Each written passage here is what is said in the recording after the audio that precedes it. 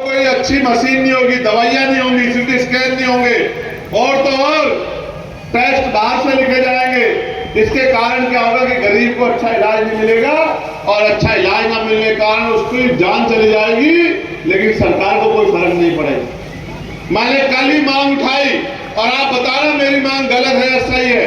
मैंने कल ही मांग उठाई, गौर से सुनो, कि चाहे सुरक्षा पर्याप्त अभिनेता हो या नेता हो, नेता आईडी से लेकर चोटी का हो, या फिर कोई अधिकारी हो, आईएएस अफसर हो, आईपीएस अफसर हो, या कोई और सरकारी कर्मचारी हो जो सरकारी तनख्वाह लेता है, या कोई व्यापारी हो, उनके बच्चों का और उनका जरूरत पड़ने पे इलाज सरकारी अस्पताल में होना चाहिए। होना चाहिए, होना चाहिए। इससे फायदा क्या होगा आपको पता? आपको जब अमीरों का इलाज सरकारी अस्पताल में होगा, जो पॉलिसी बनाते हैं उनका इलाज अस्पताल में होगा, उनके बच्चों का इलाज होगा, जो पॉलिसी को लागू कराते हैं अधिकारी उनके बच्चों का इलाज होगा, उनका इलाज होगा, तो फिर सरकारी अस्पताल में सुविधाएं पहुंचेंगी और गरीबों को भी बच्चे से अच्छा इलाज मिलेगा, उनकी जिंदगी का भी ख्याल रखा जाएगा, उनकी जान भी नहीं जाएगी, उनको भी जो है जीवन जीने का मौका मिलेगा। ऐसे ही मैंने मांग उठाई परसों, जब एजुकेशन के बजट पे अनुदान और मांगों पे मुझे बोलने का मौका मिला।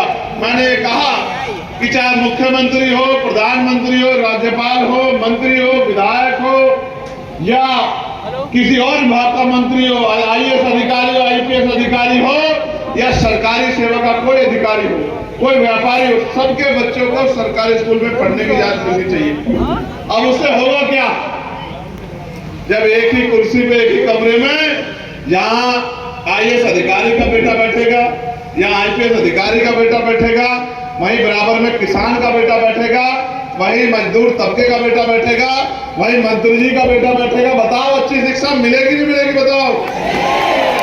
तो ये मुझे तो महसूस होता है, सरकार को क्यों नहीं महसूस होता?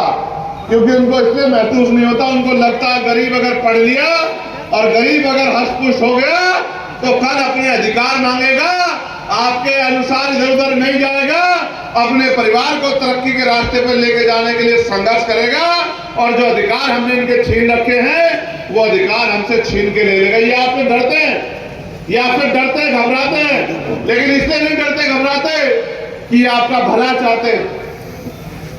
ये इसलिए डरते घबराते, इनको पता है जिस दिन आप लोग अपने पैरों पे खड़ा हो गए और आपको अच्छा भोजन मिलने लगा, अच्छे कपड़े मिलने लगे, अच्छी पढ़ाई मिलने लगी, अच्छा इलाज मिलने लगा, फिर आप इनके बंधुआ मजदूर नहीं रहोगे, फिर ये आपको अपने तरीके से चला नहीं पाएंगे, फिर ये जो है आप पे शोषण नहीं कर पाएंगे, फिर इस देश में या उत्तर प्रदेश में बहन बेटियों का अपमान नहीं होगा।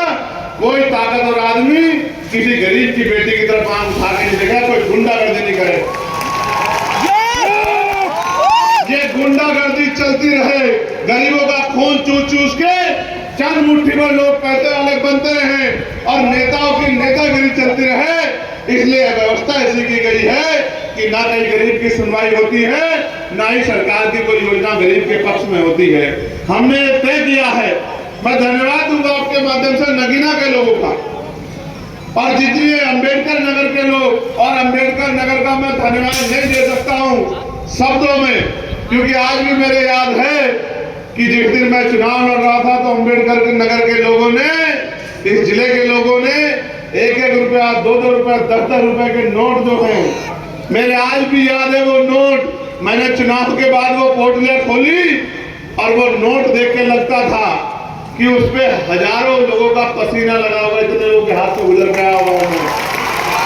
जब मैंने वो नोट देखा तो मैं भावुक हो गया कि भाई ये नोट जिसने दिया होगा, जिस माँ ने, जिस भाई ने, जिस पिता ने, उसने नोट नहीं दिया, उसने मेरे ऊपर भरोसा किया, मेरी जिम्मेदारी बैठती है उस भरोसे में खरा उतर के उनकी जिंदगी में बदलाव करूं। मेरे आज भी याद है वो नोट, और वो नोट मैंने उठा के रखा।